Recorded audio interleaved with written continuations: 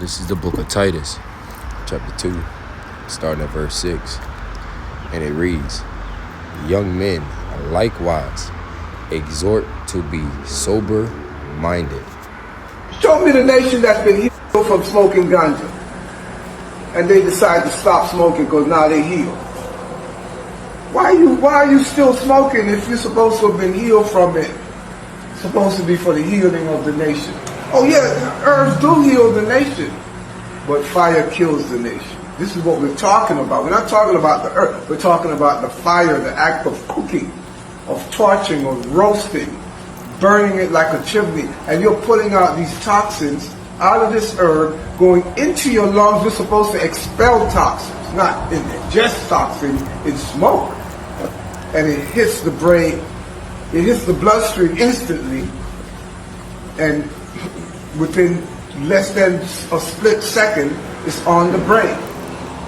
That toxic irritation on the brain, and you call it being high. You call it being irie, being mellow, being nice. Your brain cells are being fried. All right. Shalom, Yeshua, peace, Israel. First and foremost, I would like to give all praises, all glory, and infinite blessings unto our Heavenly Father and His only begotten Son, YAHAWAH, BAHASHAM, YAHAWASHI, BAHASHAM, RAWCHAA, QADASH. I am the brother QADASH from the Camp Province in Babylon, down here in Tampa, Florida, coming at you with another hit through the spirit and power of YAHWAH by YAHWASHI. I would like to go on and give double honors to the head elders and apostles of Great Millstone that taught us His truth and rule well, being great examples to us younger brothers. And peace, blessing, love, health, and wellness, and all salutation to the hopeful elect, the house of David, that is scattered abroad across the four winds of the earth, that are laboring in His truth with all sincerity. Shalom. Hoping to feed the lambs and the lost sheep of the house of Israel. Straight to the point, let's get to the lesson. Now, as you can see, all right, there's this video that I had posted on my social media, and it says this just shows, it says this is just some info about weed. Hollywood influences will make you Salakia. It says it will take you to darker path. Smoking weed fires your brain cells, man. And as you can hear, this Elder Jake, all right, this Elder Jake, he's telling you that when you, yes, there are herbs that are on the earth that were created for healing, okay? But once you put fire to the herbs, you kill the herbs, man. All right, like he said, you put fire to that herb and you want to call it high. You want to call it mellow. You want to call it feeling good. But honestly, what you're doing is you're killing your brain cells, okay? Just like when they tell you when you're drinking, your vision gets impaired. Okay, so when you smoke, you cloud your vision, man. Okay, you're clouding your pineal gland, and that's what brought me back to that precept. Let's grab it real quick. I'm going to grab it in the Blue Letter Bible because we want to get what this word sober means. So we're going to go to Titus chapter 2 and start at verse 6. All right, and it reads it again, and it says, young men likewise exhort to be sober-minded.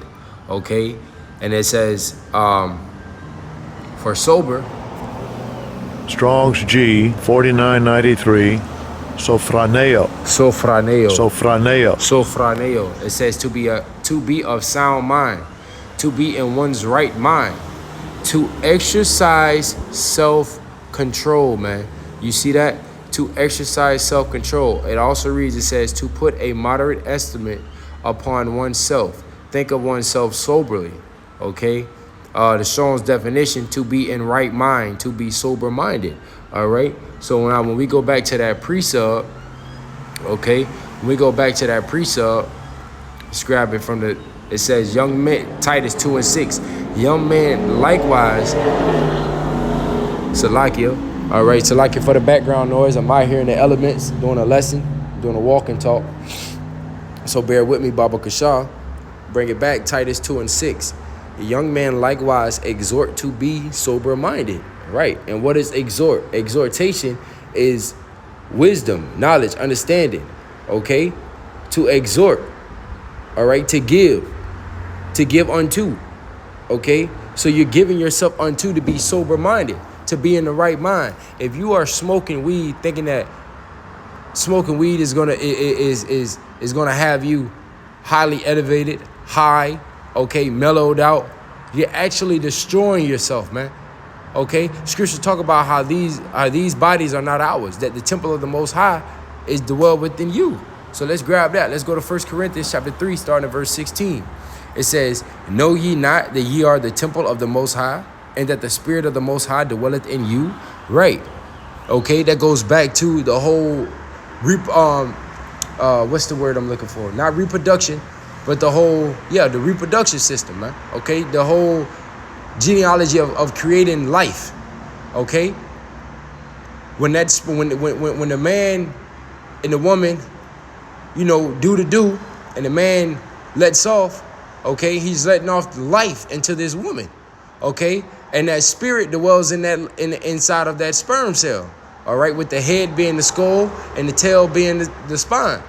Okay, so the Spirit of the Most High dwells within you. So where is the Spirit of the Most High dwell at? In your pineal gland, man. When men sleep, you go into the fourth dimension, which is the dream world, which is the sleep world. When you go to Job, let's grab it real quick. Salakia, bear with me. Let's go to it. Let's go to Job. Deep sleep. Let's go to Job 33 and 15. In a dream, in a vision of the night, when deep sleep falleth upon men and slumbers upon the bed, then he opened the ears of men and sealeth their instructions, that he may withdraw men from his purpose and hide pride from men. You see? So when you're sleeping, that's when the Lord dwells with you, man. Okay, that's when the Lord seals the instructions. Okay? So if you're not in the right mind, you're going to be thinking that, okay, the Lord is telling me to get up and smoke weed. No. That's why you have to be sober-minded, man. You have to constantly put your mind on this truth. You have to constantly put your mind on YAHAWAH, YAHAWASHI, man. Okay? Let's grab this precept. Let's go to 1 Peter. Salakia. Let's go down to verse 17 in that same chapter. 1 Corinthians 3 and verse 17. If any man defile the temple of the Most High, him shall the Most High destroy. For the temple of the Most High is holy, which temple ye are. Right. Okay. So if the Spirit of the Most High dwelleth within you, if you defile your temple, then the Most High is going to kill you, man. YAHAWAH, YAHAWASHI is going to require your soul, and he's going to kill you, man. Okay. So stop thinking that smoking fucking weed is okay, Jake. Jake, according to you so-called Negroes, Hispanics, Latinos, and Native American Indians, man. Put that damn joint down, man. Okay? And then you wonder why and then Jake wonder why they be out here all fucked up. And then they wonder why they go from wanting to smoke weed to start popping pills to start doing other things. Because now the weed that you're smoking, it's not getting you high anymore. You're not feeling that mellow feeling anymore. So you go to something else that boosts your high because you like to feel that feeling. It numbs your pain. When really, ultimately, what will numb your pain is the scriptures, man. The scriptures are our comforter. YAHAWAH, YAHAWASHI is our comforter, man. You can't get to Yahawah without going through without going through the Son. Okay? That's going back to 1 Corinthians 11 and 3. How the head of Hamashiach is Yahawah, and the head of the man is YAHAWASHI, and the head of the woman is the man, loosely paraphrasing. You see, so there's an order, man. Okay? And the order is that you should not be defiled in the temple. 1 Peter chapter 4 and verse 7.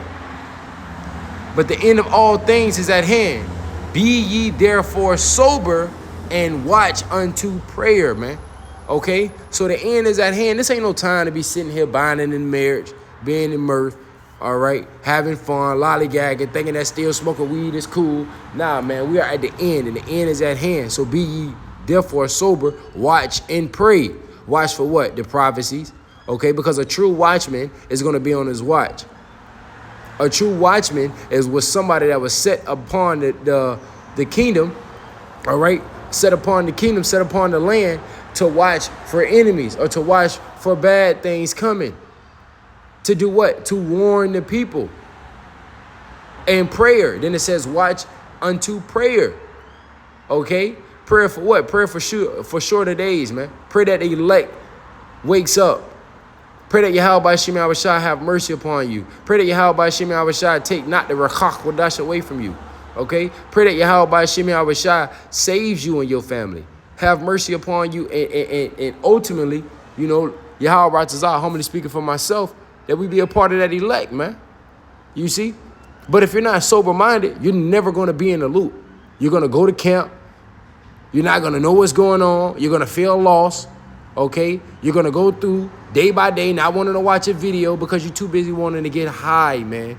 Okay? And then wanting to get high is going to do what? The Lord is going to just start taking it away from you. Taking the truth away from you, constantly taking it away until ultimately you have nothing else, and then you're gonna bug the fuck out, and then you're gonna be back in the world smoking damn blunts, all on Snapchat, all on your social media, hanging the fuck out, and then ultimately wait upon judgment, man. Okay? Last precept, 1 Peter chapter 5, starting at verse 8. Be sober. There go that word sober again. So be in your right mind. Be vigilant. Okay? So let's go back to Salakia. Let's go back to the Blue Letter Bible. All right, we're going to grab this. 1 Peter 5 and 8. All right.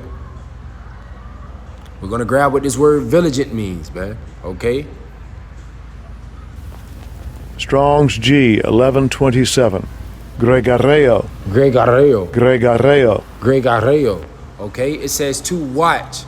It says give strict attention to. Be conscious. Active, here's the point. To take heed, lest through reminiscence and idleness, some destructive calamity suddenly overtake me.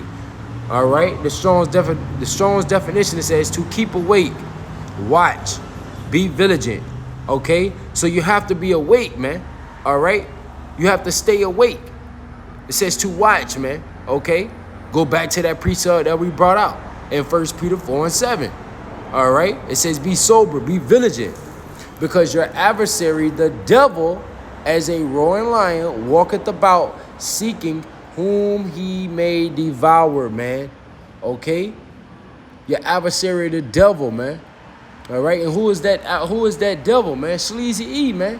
Okay? But in this moment, all right, and in this particular lesson, okay, and I'm trying to help you understand, that devil is something, that devil goes into deceiver, all right? So what's deceiving you to make you feel as if it's okay, this so-called weed that you jakes love smoking, all right? Once again, be sober, be vigilant, because your adversary, the devil, as a roaring lion, walketh about, seeking whom he may devour, okay? So spiritual demon Satan is walking about, seeking whom he may devour. Go back to Ephesians 6 and 12. We wrestle not against flesh and blood, but against principalities, man. Okay? I would never stop saying it, bro. Because this is a spiritual battle. We are a spiritual warfare, man. Okay? And until you are sober-minded to be able to see and understand these things, you're going to constantly fall for the temptations and constantly fail the test that the Lord is putting in front of you, man. Put the blunt down, Jake, and put the Bible up. Put the blunt down, Jake, and pick the scriptures up. Put the blunt down, Jake, and hearken unto YAHAWASHI. Put the blunt down, Jake, and be sober-minded. Call HALALYAM law. Allahayanawa Abanawa. YAHAWAH BAHASHAM. YAHAWASHI BAHASHAM. RAWCHAA QADASH. And double honors to the head elders and apostles of Great Millstone that taught us his truth and rule well. Shalom. Nice. Your brain cells are being fried.